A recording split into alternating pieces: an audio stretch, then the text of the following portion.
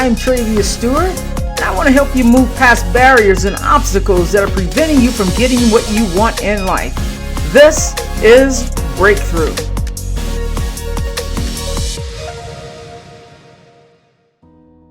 What would your life look like if you were raised to win? And when I say win, I mean win in everything. In the car, the house, the husband, the wife, the kids, the job. And then when you finally get to a point where you've stepped out and you've noticed that, yeah, I'm winning, and that you've actually made it. You are living the life that you really dreamt about as a kid. You are making the impact. You are loving life and the job and everything in it. And then that rug is pulled out from you. With nearly 35 years of Fortune 500 experience, my guest founded CSQUAREDTEAM Consulting. She is also the author of the book, Walk Away to Win, which is the title of our episode. And it talks about workplace culture and specifically workplace bullying. I wanted to just jump on here. The time when we were recording this episode a few weeks ago, Megan's book was still being shopped. Today, I celebrate with her. I received a text from her a couple of days ago that her book has been picked up by McGraw-Hill. So before you know it, she is going to have the book Walk Away to Win in bookstores, on bookshelves, through Amazon. You can get it on your Kindle. I'm celebrating you, my friend, to your success. And so my peeps, give this episode a listen like, you've never listened before, as we dive into workplace bullying, as Megan shares her experience as she walked away to win. Listen now.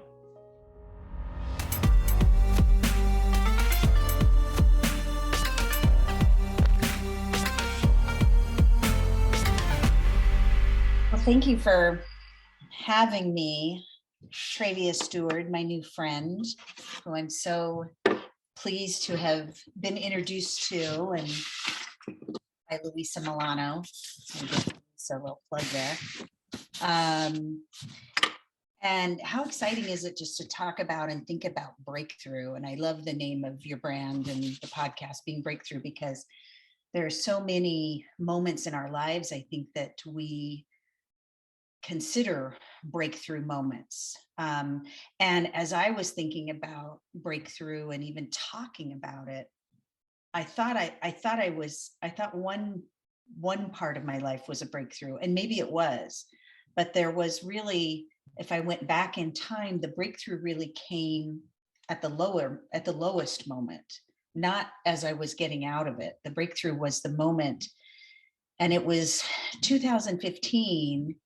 And I had checked into a hotel in Dallas. I had some meetings there the next day. It was late. It was after midnight.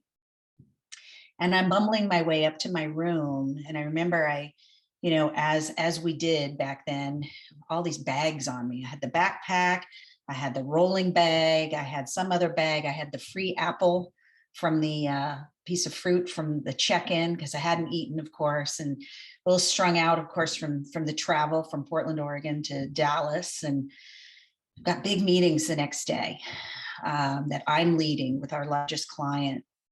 And I'm fumbling at the door with my key card, and I see out of my peripheral vision, I see some sort of motion down the hallway, and it's an employee from the hotel. And I can tell that because he has his uniform on, and he gives me the head nod, the universal greeting.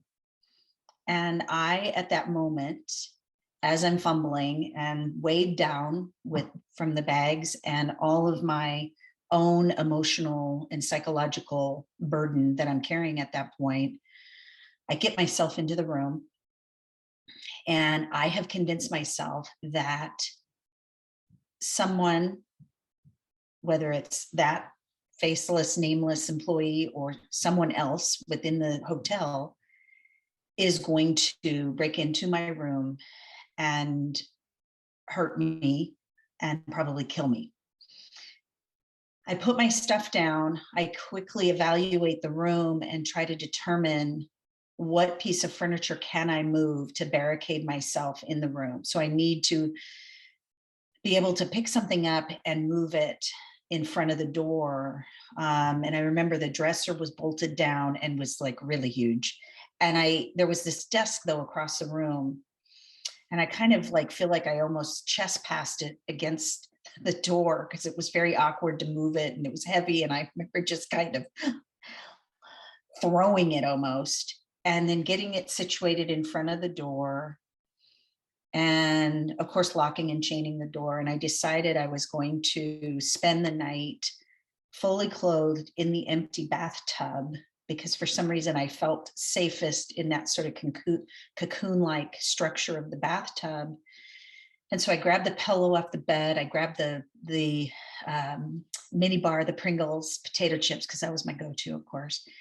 And I set myself in that tub and I spent the night double stacking Pringles, eyes wide open, and got up the next morning having not slept a wink, and put on my, suited up for my day, suited up for my facilitation of this meeting.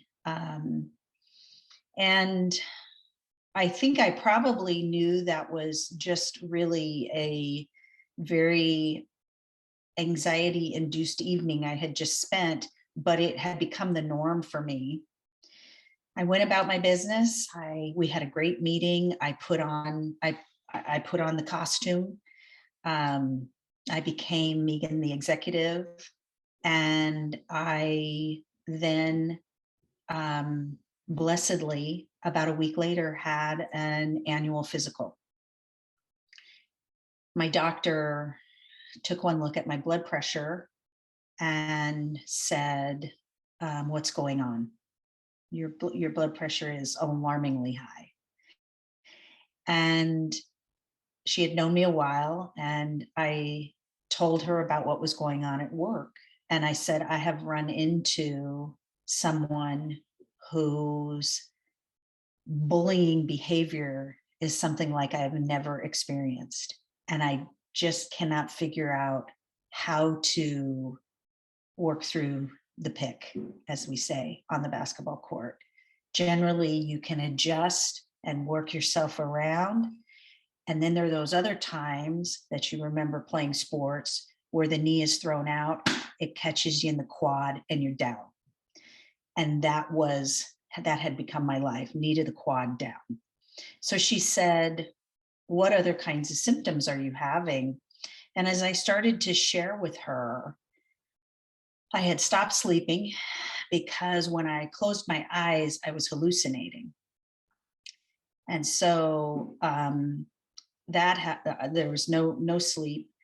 I felt so outside my body that when I would walk towards people at work, if we're walking down a hallway and I'm going to pass somebody, I felt so invisible because of the bullying beatdown that I was taking on a daily basis, that I wouldn't be sure that that person could actually see me. And then I decided that because I was being honest with my doctor, I better tell her about what just happened in Dallas with the desk and the Pringles and I remember when I told her that story, her face looked very concerned. And I realized at that moment, I'm in trouble. Like, this is bad. And she gave me this gift, which was this, she said a few words, which were, you need to make a change. And I left that appointment, and I remember going to my car, and I felt such sadness that I had allowed the place that I work to have that kind of effect on me and my health, and therefore the health of my family. Because if mama goes down, the operation goes down. So I was so saddened that I had put us at risk. It took me, that was on a Thursday, it took me till Sunday to even share what had happened with my husband. I couldn't hardly talk about it. I was so, every time I did, and even how I feel now, I get a bit of a lump in my throat, and I've got to kind of breathe through it. And I told him about the appointment, and my husband, who's this just fantastic, absolute, found the right guy husband. And I told him, and he said, well, that explains a lot. And I said, what do you mean? And he said, you are mama. You're mama. And you always opt in with our family. And you haven't opted in for a while. And I kind of choked out, do you think the kids have noticed? And he lied and said, no, I don't think they've noticed. And that was kind of a gift for me. So that Monday, after talking to him on Sunday, I went into my place of work and I went to my other manager, the one that I was not being mistreated by. And I said, I need you to find me a new job. And I need you to do that yesterday. And he said, this is because of, and he said the bully's name. And I said, no, this isn't about the bully. This is about Megan Carle and making me whole. And I've been here, at that point, I had been there about 26 years. And I said, I've earned that. I said, you can put me in the barista. I'll be a barista in the cafe. We need to make a change. We need to do it now. And that I said, you know what you have going on with this other individual. This happened long before I got here. And so just make me whole. And that isn't what happened. An investigation was launched, and I had been at the company long enough to know that if we went down this road, it was not going to bode well for me. I was certain I would be the one who was either misrepresented and therefore exited, because I had seen it happen too often. And so sure enough, an investigation was launched. It took a significantly long period of time. There were other positions that were offered to me during that time. I passed because I felt like, if there's an investigation going on, I still had enough optimism in me. I thought they're going to determine that this guy needs to go, and I'm going to stay in this role. This is my dream job. I'm going to stay right here. And that's not what happened. The investigation, although significantly substantiated, they kept the bully in his role, and they said, you're right. We do need to find you something else to do. By that time, I was a shell of my former self. The bully knew that I had raised my hand to be moved. And so the retaliation was brutal. I was disinvited. I was, I didn't know I could be diminished any more than I already had been, but I was. And what ended up happening is I ended up, with my husband, we made the decision that I would leave. But because of the upbringing I had, I was raised by a basketball coach who was a teacher. My mom was a teacher. We were raised, basketball literally put food on the table. And we were raised to win. We were raised winners. And my stepdad was a winning basketball coach. He wasn't just a basketball coach. He was a winning basketball coach. And so winning was like a food group. And it wasn't, sweep the knee cage match winning. It was effort, hustle, do your best. The W's are going to stack up. And if you don't get it, you've done your best, great job, and you've learned, and you get up and you go the next day. So that's my upbringing. So when I make the decision to leave a place I've been, for almost 30 years, that is quitting, and quitting is losing, and losing is for losers. And so I became a loser. And so it took me a long time to figure out that on that spectrum that we can sort of run into with workplace bullying, there's this spectrum of stay, and there's a spectrum of walk away. And if you stay, because not everybody can make the decision to walk away, not everyone is in the position that they can make that decision from a financial standpoint. So if you stay, there's some things you're going to have to do to make sure that you're healthy and safe, and putting yourself in a position to work effectively. So you're going to look for some allies, and you're going to hope the bully gets moved. You're going to hope you get moved. But if you walk away, that can't be seen as losing. The walk away, is the win. In fact, walking away is the win. And that's what I finally figured out, that to walk away was to win for me. Love that. Wow. And is that the title of your new book? Walk Away to It Win? is the working title of my book, my new book being my only book, my one and only.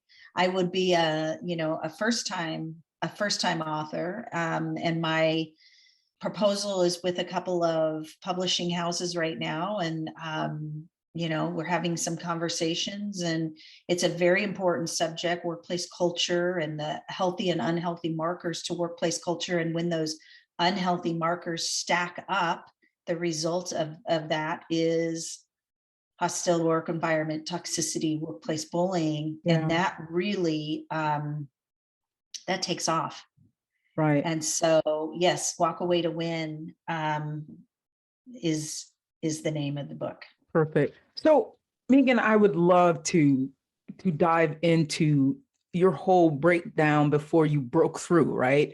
And so in the moment, like, your story, who you became, took on such a different element, right? Because as I listen to you tell your story, I'm thinking, okay, she's going to have this confrontation, but you were kind of putting a shell around yourself, like in the hotel room when you're like, I can't go to sleep. Were you visualizing that person, the bully, was there, or did that whole level of paranoia take on a whole new level on itself?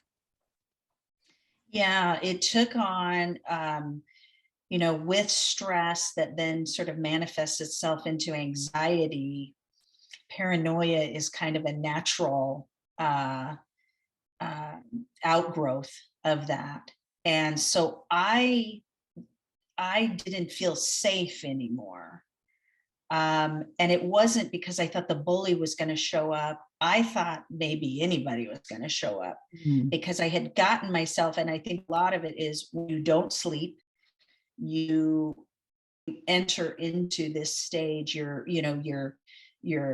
nervous system is shot, your fight or flight is completely on all the time. You're always in fight or flight. You never get a rest from it. And I think it's interesting because targets of workplace bullying are, the studies show that we are generally fabulous. Yeah. We're workers, we're dreamers, we create vision, we lead and influence, we're hard chargers, we're executives, we're kind. And bullies are so threatened by all of those things. And my particular bully was so threatened by me. And it was so bizarre for me. Workplace bullying is so confusing because you don't expect to be bullied in your professional setting. Yeah. And so when I actually did go forward prior to things really starting to fall apart for me, I raised my hand, but it was always under this preface of like, I don't want you to do anything, but you know, you have this situation with this individual.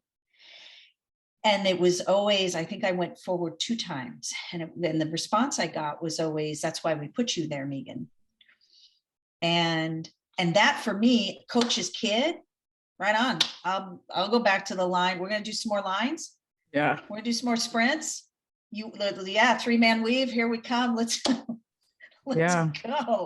Let's do some more drills. Okay, I got it. And so, you know, when that didn't, and I think the thing that happened, at least in my case, and it's not unique to me, you try to figure out what is it that you can do differently, so to appease the bully, so the bully will stop bullying you. And what you don't know when you're in it, it doesn't have anything to do with you. It doesn't have anything to do with how I was operating. It's all the bully's nonsense that he or she or they are bringing, that is, you know, it's whatever has happened to that bully in their lives, or whatever narrative they're spinning in their head. That's what it's about. Yeah. Can you talk to me between, you said I had to put on my costume, right? And I know what that means to me, but I can't assume that it means the same thing to you. Talk to me through putting on your costume to peeling that back to finding the Megan who is whole again.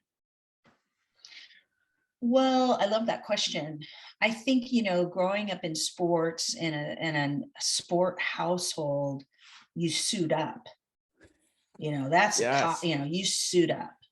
I get my jersey on, I get my kit on, I get my game face, and you know, I get my game face, I get my posture. I'm short, so I get something that's going to lift me up a bit.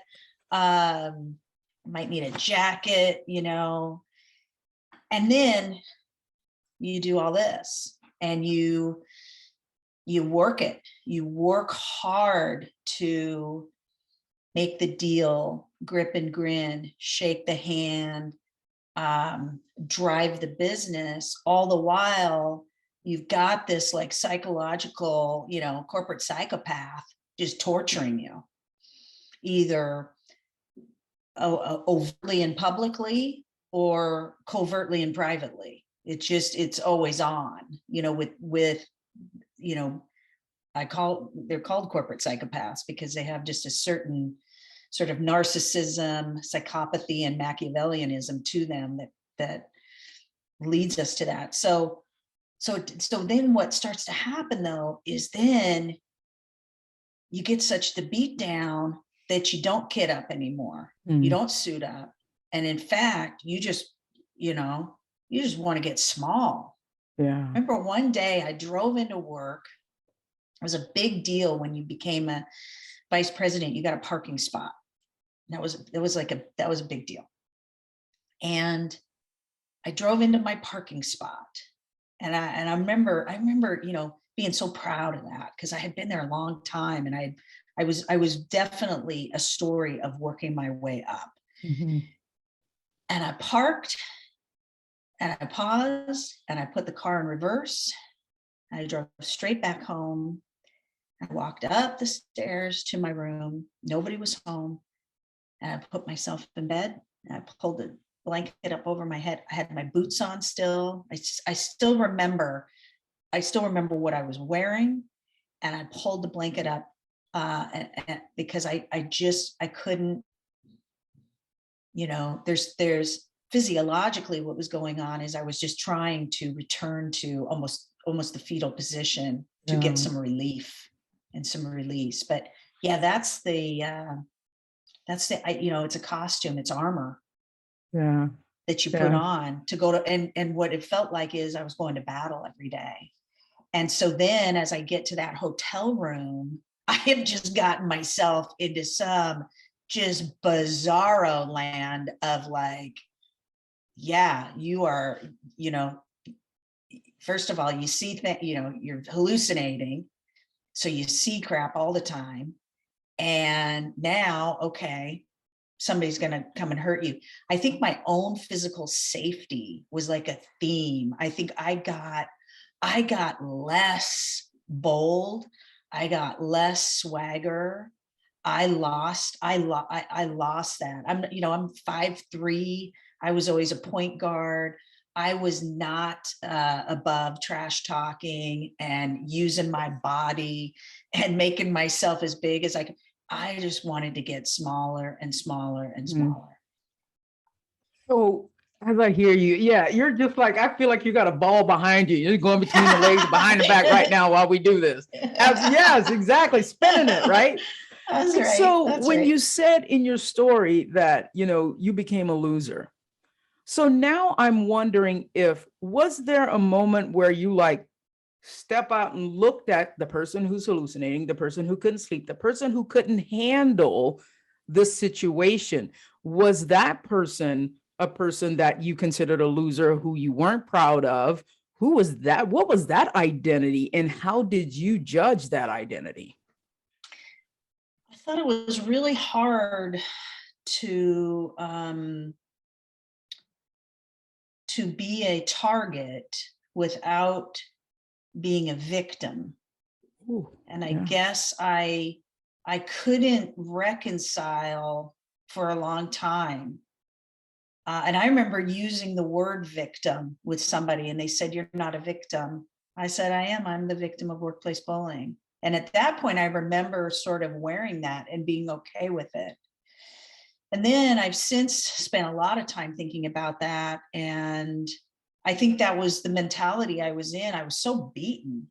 I felt beaten down. I was exhausted. I worked at a place where the pace was relentless.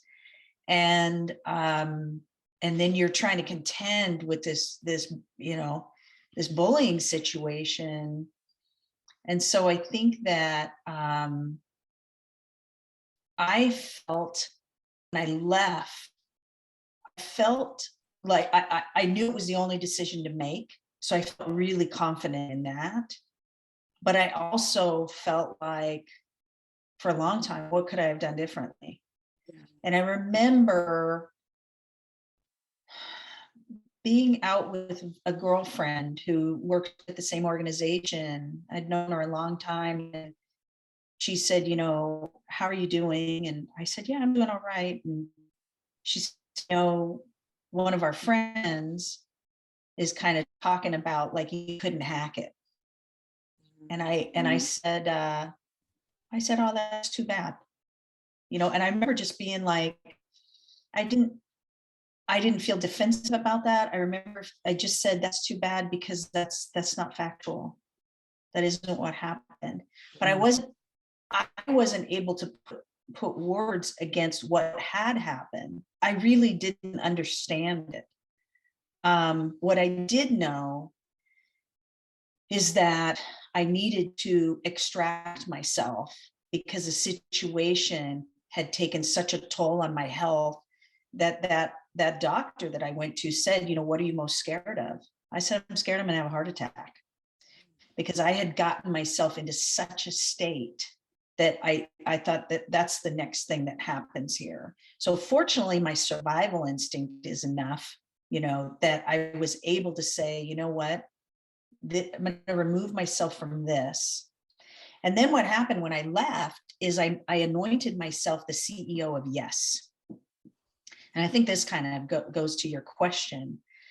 I decided that I was going to say yes to all those things that people had asked me, basically had stopped asking me for. They had stopped asking me to help. "Hey, could you help me move?" Or, "Do you want to be part of a meal train? Because our friend is going to," "What's a meal train?" "I'm busy. I'm in London. I'm doing the Olympics," or, "I'm in Beijing. I'm being fabulous. I'm busy. I got this busy, very Right. busy."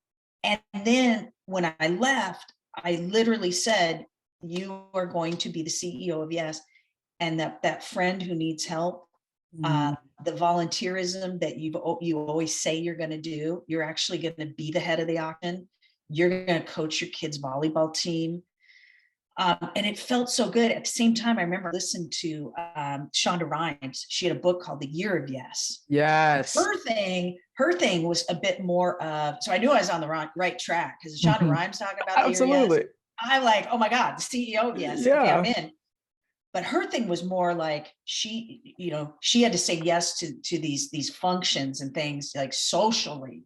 And mine was more of, I need to be of service to others in some way to get out of my own head, because this has done such a number on me that I need to, in our house. So we talk about like, let's get back to basics. Let's get back to fundamentals, right? Just like in sport, let's do our drills. And part of getting back to fundamentals was like, how can you serve others and get out of your own way? And that helped tremendously for me. The thing that was a surprise for me is how much like grief the leaving felt. And that I didn't expect.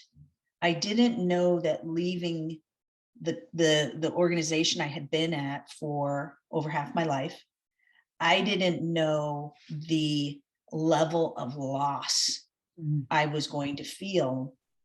And what happened, which was really eye-opening for me, and it's really what prompted the book, is that leaving and that whole grieving process catapulted me back in time to when I was 18, to the worst moment of my life, which was the sudden death of my mom. Died from lung cancer, from diagnosis to eulogy was 6 weeks. So an incredibly accelerated illness for her. And I could not figure out like, what does workplace bullying, why is this taking me out at my knees and taking me back to her? And my sister-in-law really helped me. She's a therapist, and she said, until you can find meaning in that loss, you will always go back to it. And it doesn't mean like, everything happens for a reason. I mean, it is more about what is the meaning from that? What is it? What meaning are you going to take? And the meaning that I realized was, the meaning was me. And the meaning was my voice, and the one that sat around our kitchen table with 5 older brothers and a basketball coach and a feminist mom who taught history and current world affairs and wanted to know my opinion about everything. And when I started to embrace that and breathe that in and get that back into the cellular level, that's when I knew, okay, I can get to the other side of this thing. It's going to take some time. And I got a whole like wellness group. I mean, I was doing everything, craniosacral and meditation and yoga and swimming. And I don't like swimming. And I was trying like just everything, but part of it was my voice matters. And so I refound that, which was essential. Yes. So, wow. Thank you for being so open and forthcoming with all of these details. And so as we begin to wrap up, when, everybody's referring to probably, mid-COVID till now as the Great Resignation. And so now that you have stepped out of that situation, right? What do you wish, number one, you had known then that you know now? And if you were the person appointed to be the advisor to fix it, how would you do that? Like for the world? So it's interesting, after I left, I was then invited back and had a conversation. I was invited back by the CEO, and the conversation was, what would it take to get you back? And I said, I would love to be your corporate cultural officer. Yes. And I would love to help you and your team and this organization reestablish the culture. Not necessarily, we don't need to go a back in the day approach on this. Mhm. Um, but what we do need to do is figure out how this incredible place, this brand, what the culture needs to be in this day and age with these employees and what they're contending with. And that didn't get a reception, that didn't get a positive reception. In fact, it was super like confusing. I remember him looking at me like I'm not totally following. And because I really predicted the answer, which was, our culture is how we treat each other. And I said, I know, I grew up here, and I know that's what we expounded. But that has taken a huge hit. And so I wonder, and so I tried again. I like, let's do it. We're gonna give this one more shot. And it was not received in a, it just wasn't, there wasn't any conversation about it. And so I think now the way I look at it is, especially in these times of great resignation, and Quitagian is the latest one I saw, and the hybrid and virtual and no grid and all this, is it really is about resetting workplace culture. And it's about leaders having conversations that are more about behaviors. It doesn't mean core competencies aren't important. So we need to deliver results and revenue and margins and EBITDA and all those things. But we also really need to elevate discussion with organizations around what behaviors are rewarded. And I think, to tell myself back then, if I had known then what I know now, a couple things. One is always knowing what are the rules of the organization you've joined and who are the referees. You played sports, I played sports. What I was contending with was sort of a game without rules and without refs. And that's a very difficult situation to be in when you are wronged or pummeled or beaten down. You're fouled, you get a flagrant foul and nobody's going to call it. Yeah. And you get yourself back up and you go at it again and you box out and you rebound and you do, oh, okay, now I just got pummeled again and nobody's going to call it. So we need to know, leaders need to really be clear on what the rules are and who the referees. And when you're joining an organization, you need to understand that, so that when you do run into trouble, because you're going to, and you've got the lay of the land. I think that is so important, and I wish I had known that. And then the second thing is, I wish I had just been kinder and gentler with myself on this sort of definition of leaving as quit, because I held on for a long time. I held on longer than I should have. I put myself and my family at risk.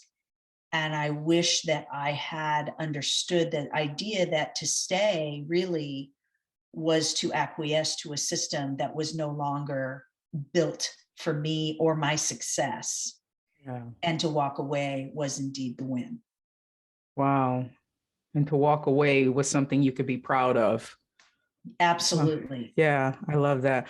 Well, Megan, I got 80 more questions in my head, but we're going to have you come back, and so. Trivia. Oh my gosh. Thank you so much for having me. You're welcome. Goodness sakes. Thank you, because you have opened my eyes to a lot of things, and we hear about these things, on with CNN, with, all the people, on TV, or the big companies. And I feel like I've just experienced it like in the front row seat with you telling your story. And so thank you so much for opening up, the vessel that is you, that is whole again. and is Thank able you. to come from a place to tell her story so that it's empowering for other people. And, I look back at when I made the decision to leave my 24 years of teaching, and it was because of cancer. So it said, no, girl, you better go now. Right. And so I get it that Yeah. it took you, a little bit longer to do it. And so I applaud you. I celebrate you for standing up for who Megan is and finding the whole Megan again. So Oh, thank you. Well, thank you for being a part of that. I appreciate it so very much. absolutely. So we'll have to have you back for part 2. All Especially, right. guys, she has a book coming out, so especially when that book is out, we're going to have her back, and then she's going to go in more detail about how and what it means to walk away to win. How about that? Awesome. Perfect. Thank you, Travia. You're welcome. Thank you so much for listening. I appreciate you so much. And if you are finding value in these episodes, I would love it if you would go to Apple iTunes, Apple Podcasts, and leave a 5-star review. And just so it helps more people be able to find the podcast. Take care, guys, and be exceptional.